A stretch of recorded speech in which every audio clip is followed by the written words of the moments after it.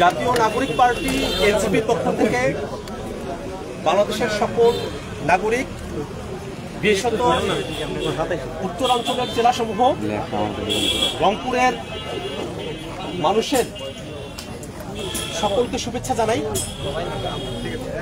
জাতীয় নাগরিক party NCP আত্মপ্রকাশের পর 1 মাস সময় পেয়েছি আমরা। এই প্রথম রংপুরে আসা, নিজের জন্মভূমি পীরগাছা কাউনিয়ার মানুষের সঙ্গে সাক্ষাৎ করা, পরিবারের সঙ্গে সাক্ষাৎ করা, এলাকার মানুষের খোঁজখবর নেওয়া, তাদের রাজনৈতিক চিন্তা চেতনা এবং মননের ব্যাপারে খোঁজখবর নেওয়া এবং সেভাবেই নিজেকে সামনে রাজনীতির জন্য প্রস্তুত করা।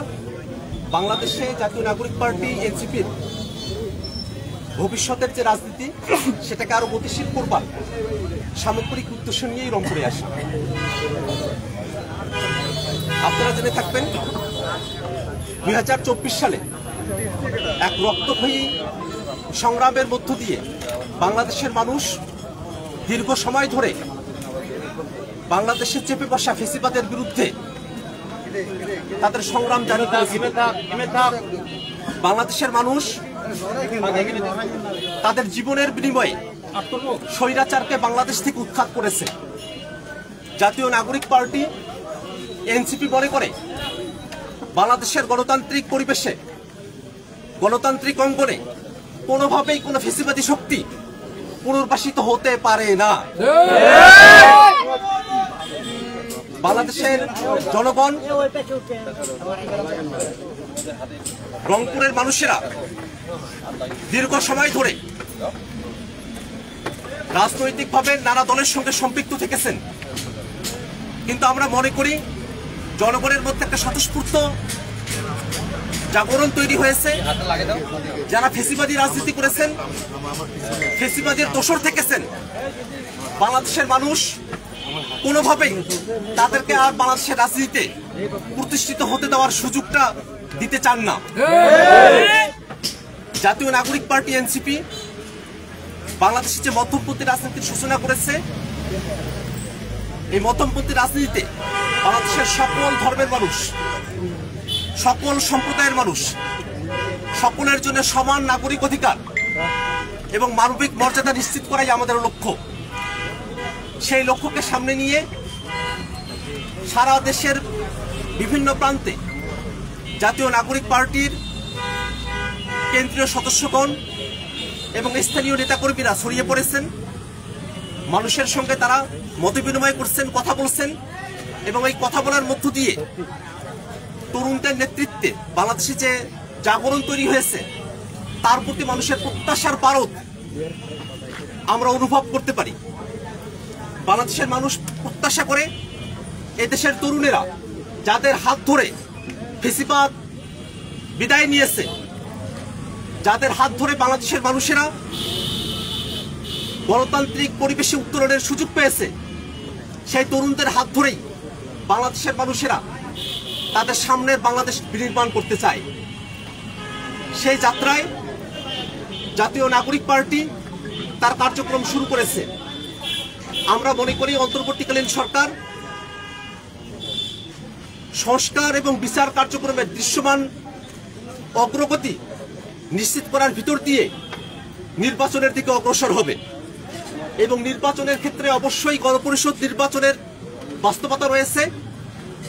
বাংলাদেশে যে সংবিধান রয়েছে, এই ফেসিবাদী, এই একনায়কতান্ত্রিক, অগণতান্ত্রিক এবং জনগণের অধিকার বঞ্চিত সংবিধানের মধ্য দিয়ে বাংলাদেশের শাসন কাঠামো পরিচালিত হোক, এটা আর বাংলাদেশের মানুষ চায় না। বাংলাদেশের মানুষ নতুন এক সংবিধানের প্রত্যাশা করে। আমরা আশা করব বাংলাদেশে ক্রিয়াশীল ফেসিবাদ বিরোধী সকল রাজনৈতিক পক্ষ গণপরিষদ নির্বাচনের ব্যাপারে জনগণের যে আকাঙ্ক্ষা, সে আকাঙ্ক্ষার প্রতি তারা শ্রদ্ধাশীল থাকবে। মাননীয় প্রধান উপদেষ্টা জাতির উদ্দেশ্যে ভাষণে বলেছেন যে আগামী ডিসেম্বর থেকে জুনের মধ্যে নির্বাচন হতে পারে, নির্বাচন। এক্ষেত্রে জাতীয় নাগরিক পার্টির দলগত অবস্থান আপনারা কি ভাবছেন? মাননীয় প্রধান জনাব ডক্টর মোহাম্মদ ইউনূস এরও আগে এবং সম্প্রতি ডিসেম্বর এবং জুনের মধ্যেই নির্বাচন অনুষ্ঠানের কথা বলেছেন। আমরা মনে করি সরকারের তরফে যদি সদিচ্ছা থাকে এই সময়কালের মধ্যেই সংস্কারের প্রাথমিক এবং বিচারের প্রাথমিক দৃশ্যমান কর্মসূচি হাতে নেওয়া সম্ভব।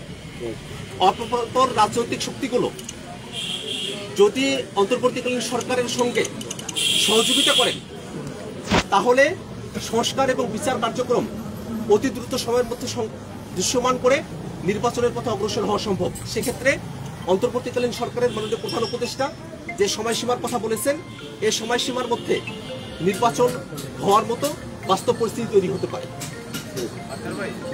রাজনৈতিক সহকর্মী এবং ইউসিলের নেতা সার্জিস আলমের নিজ এলাকায় যাওয়ার যে বিশাল গাড়ি পাবো সেটা নিয়ে দলের ভেতরে এবং দলের বাইরে মানুষের মধ্যে নানা ধরনের আলোচনা এবং সমালোচনা হচ্ছে।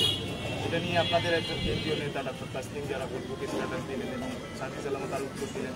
সব মিলিয়ে মানুষ মনে করছে যে এই দলের মধ্যে রাজনৈতিক অবস্থা বা দলের মধ্যে একটা আলোচনা আপনাদের হচ্ছে না। সব মিলিয়ে আপনারা এই প্র্যাকটিসটাকে কীভাবে দেখছেন এবং আপনাদের আসলে কি মানে সবার সাথে কথা হয়েছে কিনা এবং এই যে এর মতো করে স্ট্যাটাস দিচ্ছে ওর মতো করে স্ট্যাটাস দিচ্ছে সব মিলিয়ে আপনাদের আসলে মতামতটা কি আপনারা এই বিষয়টা নিয়ে?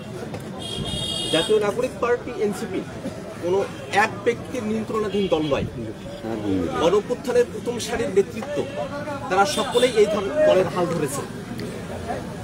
আমরা জাতীয় নাগরিক পার্টি এনসিপির পক্ষ থেকে সারা দেশের মানুষের সঙ্গে নিজেদের যোগাযোগ বৃদ্ধির কর্মসূচি হাতে নিয়েছি। যদি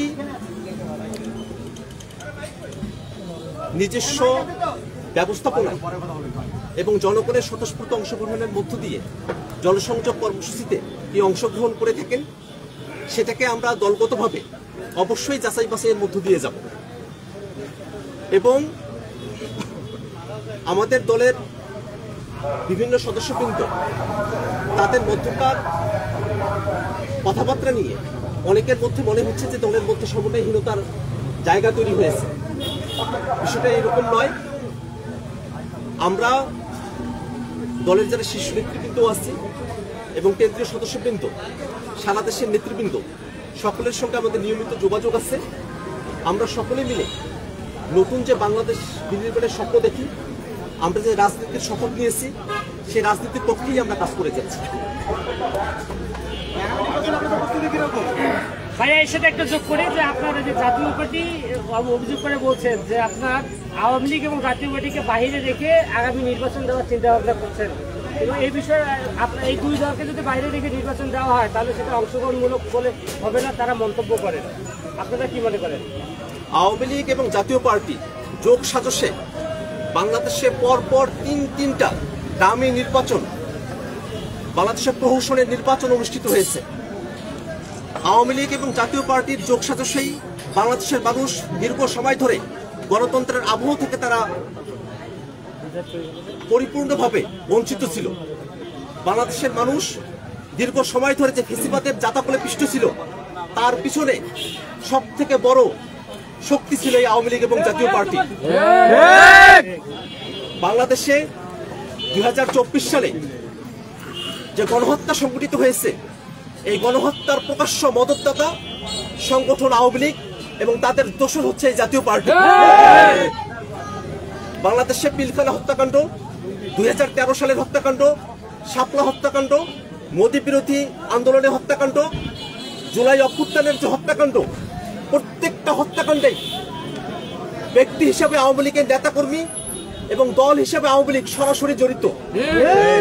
যারা গণহত্যার আঞ্জাম দেয়, যারা বাংলাদেশের মানুষের উপরে মানবতা বিরোধী অপরাধ চাপিয়ে দেয়, যারা বাংলাদেশের গণতন্ত্রকে লুণ্ঠন করে নিয়ে গেছে, এই শক্তি কোনোভাবেই গণতন্ত্রের পক্ষের শক্তি নয় এবং গণতন্ত্রকামী কোনো মানুষ এবং গণতন্ত্রকামী কোনো দেশ কোনোভাবেই কোনো ফেসিবাদী শক্তিকে তাদের দেশে রাজনীতি করতে দেওয়ার অধিকার দেয় না। সে জায়গা থেকে আমরা মনে করি কোনো ফেসিবাদী শক্তি ইনক্লুসিভ ইলেকশনের প্রয়োজনীয় উপাদান হতে পারে না। বরং ফেসিবাদী শক্তি যদি নির্বাচনের না আসতে পারে তার মধ্য দিয়ে গণতন্ত্রের বিজয় সূচিত হয়। অতএব জাতীয় নাগরিক পার্টি এনসিপি দীর্ঘ সময় ধরে দাবি জানিয়ে আসছে দল হিসেবে আওয়ামী লীগের বিচার করতে হবে, অতি দ্রুত আওয়ামী লীগের নিবন্ধন বাতিল ঘোষণা করতে হবে, দল হিসেবে মার্কা নিয়ে এবং এই নাম এবং মতাদর্শ নিয়ে আওয়ামী লীগ বাংলাদেশে আর কোনোভাবেই রাজনীতি করতে পারে না।